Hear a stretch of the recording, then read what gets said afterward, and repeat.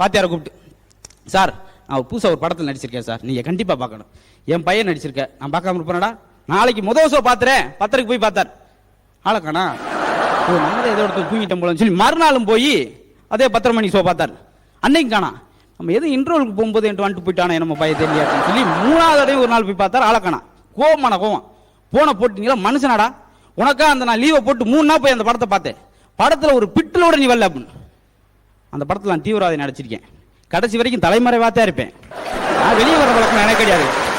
இப்படியால நம்பி படம் பார்த்தா இருக்கும். டிவி வந்துச்சு. அன்னைக்கு ஒரு அம்மா புருஷனை கூப்பிடுச்சு. ஐயோ எங்க ஓடியாங்களே, மொட்டை மாடிக்கு ஓடியாங்களே அப்படின்னு. அவர் குடுக்குன்னு வந்து என்னடி என்னாச்சு அப்படின்னு. இங்க பாருங்க மாடியில் வச்சு ஆண்டனாவை காணா. கூறுட்ட கொங்காச்சி இருக்கு மலை உன்னை என்ன சொல்லியிருக்கேன் அன்னைக்கு. எப்ப ஆண்டனை வாங்கி கொடுத்தாலும் பீரோல வச்சு பூட்டுன்னு சொல்லியிருக்கேன். நீ மேல வச்சு காணாம போச்சுட்டா நானாச்சுறது பத்திரமா நீதாம வைக்கணும் அப்படின்னு. எப்பவுமே பாத்தீங்கன்னா குணமனங்கள் ஒவ்வொருத்தனுக்கு ஒரு விதமா இருக்கும். யாருமே புரிஞ்சுக்கிற முடியாது.